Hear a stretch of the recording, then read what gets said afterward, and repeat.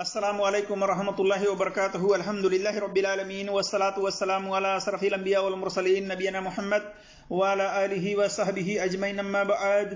اعوذ باللہ من الشیطان الرجیم. بسم اللہ الرحمن الرحیم. قال اللہ تبارک وتعالی فی قرآن المجید: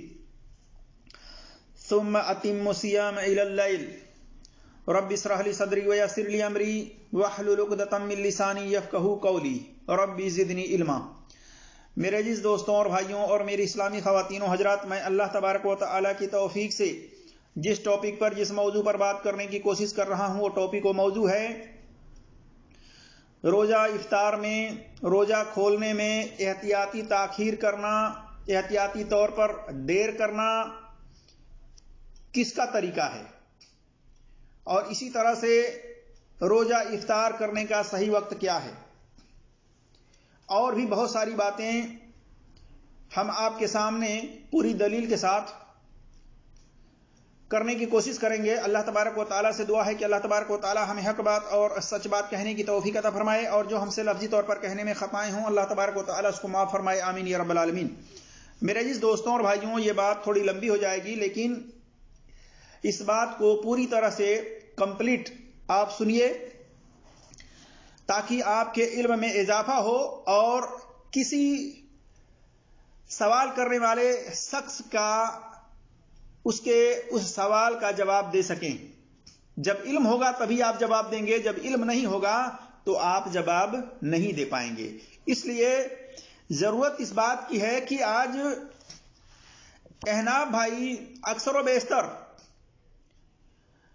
اور کچھ گمراہ لوگ اہل حدیث منہج پر چلنے والوں کو برا بھلا کہتے ہیں، خاص طور سے اس معاملے کے اندر کہ جب رمضان کا مہینہ آتا ہے اور اس کے اندر روزہ افطار کرنے کے وقت کے بارے میں جب ان سے کہا جاتا ہے کہ روزہ افطار وقت پر کرنا چاہیے، سورج کے ڈوبنے کے فوراً بعد کرنا چاہیے، تو وہ لوگ ان کی اس بات کو درست نہیں مانتے، بلکہ وہ احتیاطی طور پر تاخیر سے روزہ افطار کرتے ہیں اور اہل حدیث منہج پر چلنے والوں کو غلط کہتے ہیں کہ یہ لوگ روزہ افطار کے وقت سے پہلے لوگوں کو اذان کے ذریعے، گھڑی کے ذریعے روزہ افطار کروا دیتے ہیں، جبکہ روزہ افطار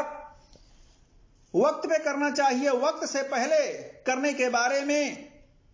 وعید سنائی گئی ہے، سزا سنایا گیا ہے، تو یہ لوگ سزا کے مستحق ہیں، جیسا کہ میں وہ حدیث بھی آپ کے سامنے رکھنے کی کوشش کروں گا. تو ان کی یہ بات باطل ہے، غلط ہے. اہل حدیث منہج پر چلنے والے لوگ جو روزہ افطار کرتے ہیں سورج ڈوبنے کے فوراً بعد، وہ حدیث کے مطابق کرتے ہیں، صحیح حدیث کے مطابق عمل کرتے ہیں، جیسا کہ میں آگے وضاحت کروں گا اس حدیث کے بارے میں. تو آئیے ہم سب سے پہلے دیکھتے ہیں افطار میں جلدی یعنی سورج ڈوبنے کے فوراً بعد کرنا لوگوں میں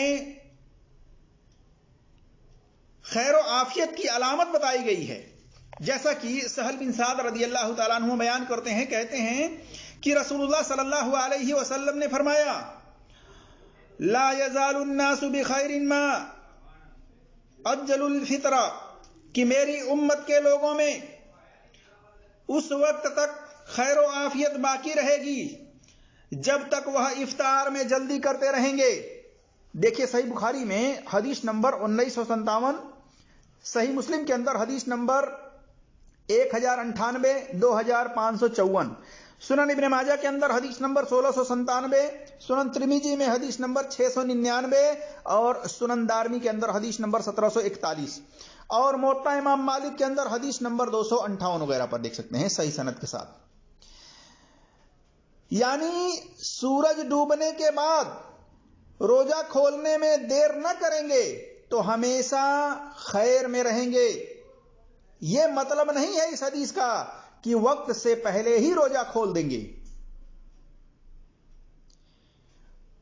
सूरज डूबने या उस पर बदली के छा जाने से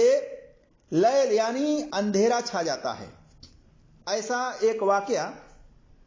अबू बकर रदियल्लाहु ताला अन्हो की बेटी अस्मा रदियल्लाहु ताला अन्हा बयान करती हैं। कहती हैं कि रसूलुल्लाह सल्लल्लाहु अलैहि वसल्लम के ज़माने में रमजान के महीने में एक दिन हमने बदली में रोजा खोल लिया, उसके बाद सूरज निकल गया। देखिए सही बुखारी में हदीस नंबर 1959, सुनन अबी दाऊद के अंदर हदीस नंबर 2359, सुनन इब्ने माजा में हदीस नंबर 1674। इस हदीस के अंदर इस रोजे की कज़ा का जिक्र नहीं है, बल्कि इस हदीस से यह बात साबित होता है कि अगर किसी ने बदली की वजह से रोजा इफ्तार कर लिया इस यकीन के साथ कि सूरज डूब गया है, तो उसका वो रोजा दुरुस्त है, उसको कज़ा करने की जरूरत नहीं है। और जो अक्सर अहले इल्म कहते हैं कि नहीं कज़ा करने की जरूरत है, उनके पास कोई सही दलील नहीं है, जैसा कि मैं आगे वजाहत करूंगा। तो ये जो हदीस है सहल बिन साद रदियल्लाहु ताला अन्हु की, जिसमें आप सल्लल्लाहु अलैहि वसल्लम ने फरमाया कि मेरी उम्मत के लोगों में उस वक्त तक खैर व आफियत बाकी रहेगी जब तक वह इफ्तार में जल्दी करते रहेंगे। इस हदीस से मालूम हुआ कि इफ्तार, रोजा इफ्तार का वक्त हो गया, मालूम हो गया कि सूरज डूब चुका है। अब उसमें उनको देर नहीं करनी है, अब उसमें उनको ताखीर नहीं करनी है, बल्कि मालूम होने के फौरन बाद अपने रोजे को खोल लेना है, रोजा इफ्तार कर लेना है। और यह अलामत बताई गई है कि उस वक्त तक लोग खैर आफियत में होंगे जब तक लोग रोजा इफ्तार वक्त पर करेंगे, यानी सूरज के डूबने के फौरन बाद, इसमें ताखीर नहीं करेंगे। इस हदीस से यह मालूम हुआ। और जो लोग ताखीर करेंगे, जो लोग एहतियाती तौर पर लेट करेंगे, देर करेंगे कि नहीं थोड़ा मिनट और रुक जाते हैं, 5 मिनट 10 मिनट, इससे क्या हो सकता है, जब हम 12 घंटा इंतजार कर लेते हैं तो 10 15 20 मिनट भी इंतजार करने में क्या नुकसान जाता है, इतना और कर लेते हैं। तो याद रखिए इस हदीस के रूह से कि वो लोग खैरो भलाई में नहीं होंगे। ये अलामत बतलाई गई है कि वह लोग खैरो आफियत में, खैरो भलाई में होंगे जब तक वो रोजा इफ्तार में जल्दी करेंगे, यानी वक्त पर करेंगे, उसमें ताखीर नहीं करेंगे। इस हदीस से ये मालूम हुआ। और इसी तरह से मेरे जिस दोस्तों और भाइयों और मेरे इस्लामी ख्वातीनों हजरात,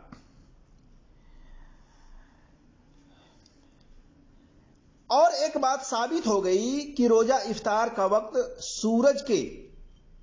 डूबने से होता है। इस हदीस से यह बात साबित हुई। और बदली के वक्त सूरज न दिखने की सूरत में रोजा खोल लिया जाए और बाद में सूरज के निकलने का पता चले तो वह रोजा इफ्तार सही है, कज़ा करना साबित नहीं है। कज़ा करने पर जमहूर उलमा हैं, लेकिन उनके पास सही दलील नहीं है इस बारे में। जो अबू बकर सिद्दीक रज़ियल्लाहु ताला अन्हो की बेटी अस्मा रज़ियल्लाहु ताला अन्हा बयान करती हैं कि रसूलुल्लाह सल्लल्लाहु अलैहि वसल्लम के ज़माने में हम रमजान के महीने में एक दिन बदली के वक्त में रोजा खोल लिया और रोजा खोलने के बाद देखा, मालूम हुआ कि सूरज निकल आया। तो यह जो हदीस है, इस हदीस से यह साबित होता है कि अगर कभी ऐसा हो जाए और रोजा खोल लिया जाए बदली के वक्त में, तो उस रोजे को कज़ा नहीं किया जाएगा राजे कौल के मुताबिक, बल्कि वो रोजा मुकम्मल तौर पर शुमार किया जाएगा। इसी तरह से कुरान की जो आयत है सूरह अल-बकरा आयत नंबर 187 कि अल्लाह तबारक व तआला ने फरमाया सुम्मा अतिम्मु सियाम इलल लैल, कि रात तक रोजे को पूरा करो। इस आयत को दलील बनाकर कुछ गुमराह قسم کے لوگ یہ کہتے ہیں کہ رات تک اس میں کہا گیا ہے، لیل کے الفاظ ہیں اس کے اندر، سورج ڈوبنے کے الفاظ نہیں ہیں، لہذا سورج کے بارے میں یہ نہیں کہا جائے گا بلکہ رات کا انتظار کیا جائے گا، اور رات جبھی ہوگا کہ جب اندھیرا چھا جائے گا، یعنی مغرب کی نماز کے بعد، کہتے ہیں کہ مغرب کی نماز کے بعد جو ہے روزہ افطار کیا جائے گا، تب جا کر کے رات تک یہ ہوگا کہ اپنے روزے کو رات تک پورا کرو۔ تو یہ بات جو ہے درست نہیں ہے، کیونکہ یہ آیت نبی صلی اللہ علیہ وسلم پر نازل ہوئی، اور آپ صلی اللہ علیہ وسلم اس آیت کے بارے میں بہتر جانتے ہیں۔ آپ صلی اللہ علیہ وسلم نے اس بارے میں کیا فرمایا ہے، اور روزہ افطار کر کے آپ صلی اللہ علیہ وسلم نے دکھلایا بھی ہے، اور آپ صلی اللہ علیہ وسلم نے تعلیم بھی دی ہے، جیسا کہ صحیح بخاری میں حدیث نمبر 1954، 1955 اور 1956 وغیرہ میں دیکھ سکتے ہیں کہ عمر رضی اللہ تعالیٰ عنہ بیان کرتے ہیں، کہتے ہیں کہ رسول اللہ صلی اللہ علیہ وسلم نے فرمایا، جب رات اس طرف یعنی مشرق یعنی پورب سے آئے اور دن ادھر مغرب یعنی پشچم میں چلا جائے، یہاں تک کہ سورج ڈوب جائے، تو روزہ کے افطار کا وقت آ گیا۔ یہ واضح حدیث ہے، یہ واضح دلیل ہے اس حدیث میں کہ سورج ڈوبنے کے بعد روزہ افطار کا وقت ہو جاتا ہے۔ اب جو لوگ سورج ڈوبنے کے بعد بھی تاخیر سے افطار کرتے ہیں وہ اس حدیث کے خلاف کرتے ہیں، اور وہ یہودی و نصرانی کے طریقے پر تاخیر سے روزہ افطار کرتے ہیں، جیسا کہ ابو ہریرہ رضی اللہ تعالیٰ عنہ بیان کرتے ہیں، کہتے ہیں کہ نبی صلی اللہ علیہ وسلم نے فرمایا، لا یزال دین ظاہرا ما اجل الناس الفطر لان اليهود والنصارى یؤخرون، دین اس وقت تک غالب رہے گا جب تک لوگ افطار کرنے میں جلدی کرتے رہیں گے، کیونکہ یہود و نصارہ تاخیر سے افطار کرتے ہیں۔ دیکھیے سنن ابی داؤد کے اندر حدیث نمبر 2353، سنن ابن ماجہ میں حدیث نمبر 1698، المشکات کے اندر حدیث نمبر 1995 میں، اور اس کی سند صحیح ہے، حسن ہے،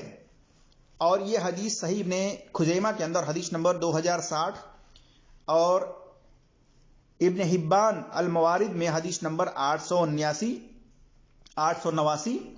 اور مستدرک الحاکم میں جلد نمبر 1 صفحہ نمبر 431 میں دیکھ سکتے ہیں۔ معلوم ہوا اس حدیث سے کہ روزہ افطار میں تاخیر کرنے والے کون لوگ ہیں؟ یہودی اور نصرانی، اور انہی کے نقش قدم پر چلتے ہوئے یہ سیاہ حضرات بھی ہیں، اور انہی کے نقش قدم پر چلتے ہوئے احناف حضرات ہیں، جیسا کہ آپ دیکھ رہے ہیں۔ اور عمر رضی اللہ تعالیٰ عنہ کے تعلق سے آتا ہے کہ عمر رضی اللہ تعالیٰ عنہ جب سورج ڈوب گیا تو اپنے پاس والے ایک شخص کو برتن دے کر کہا پیو۔ دیکھیے مصنف ابن ابی شیبہ میں جلد نمبر 3 صفحہ نمبر 13 حدیث نمبر 8958، اور دوسرا نسخہ ہے جلد نمبر 4 صفحہ نمبر 23 حدیث نمبر 9043 پر، اور اس کی سند صحیح ہے۔ معلوم ہوا کہ صحابہ بھی سورج ڈوبنے کے بعد ہی افطار کرنے کا حکم دیتے تھے، روزہ کھولنے کا حکم دیتے تھے، اور روزہ افطار تاخیر سے احتیاط کے طور پر کرنا شیطانی دھوکہ ہے، شیطانی وسوسہ ہے میرے عزیز دوستوں اور بھائیوں۔ یہ طریقہ قرآن اور صحیح حدیث کے خلاف یہودی نصرانی و گمراہ فرقے کا طریقہ ہے۔ اس سے بچنا چاہیے اور سورج ڈوبنے کے بعد فوراً روزہ کھولنا چاہیے. نبی صلی اللہ علیہ وسلم کا اور صحابہ کا یہی طریقہ رہا ہے. باقی ایک لمبی حدیث میں اس شخص کے بارے میں سزا یہ بتایا گیا ہے کہ اس کا الٹا اس شخص کو الٹا لٹکایا گیا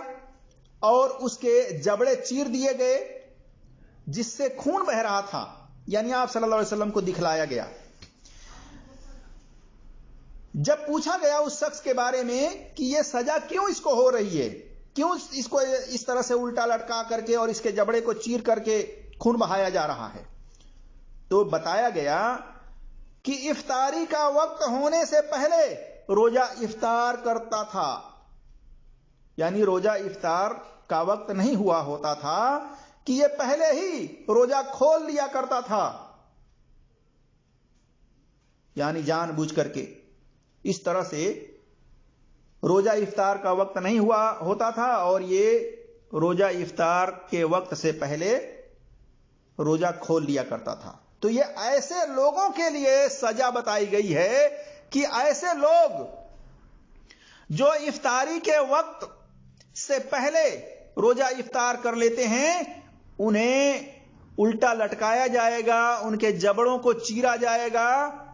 اس طرح سے انہیں سزا دی جائے گی. جیسا کہ یہ حدیث نسائی کبرا کے اندر حدیث نمبر 3273 میں ہے, سلسلۃ الحدیث صحیحہ میں حدیث نمبر 3951, 3979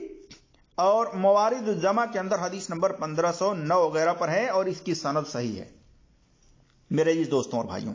یہ حدیث بیان کر کے کچھ گمراہ لوگ اہل حدیث لوگوں کو برا کہتے ہیں کہ جبکہ وہ خود برا ہیں, جبکہ وہ خود اہل کتاب یہود و نصارہ کے طریقے کے مطابق روزہ افطار کر رہے ہیں تاخیر سے, اور اہل حدیث جو قرآن اور صحیح حدیث پر عمل کر رہے ہیں ان کو برا بھلا کہتے ہیں. یہ حدیث اس شخص کے لیے ہے جو سورج ڈوبنے سے پہلے جان بوجھ کر روزہ کھول لیتا ہے. ایسے لوگوں کو یہ سزا دی جائے گی میرے عزیز دوستوں اور بھائیوں. لیکن اس حدیث سے وہ شخص بھی سزا کا پورا حقدار ہے جو بغیر شرعی عذر کے روزہ نہیں رکھتا اور روزہ میں کھاتا پیتا رہتا ہے.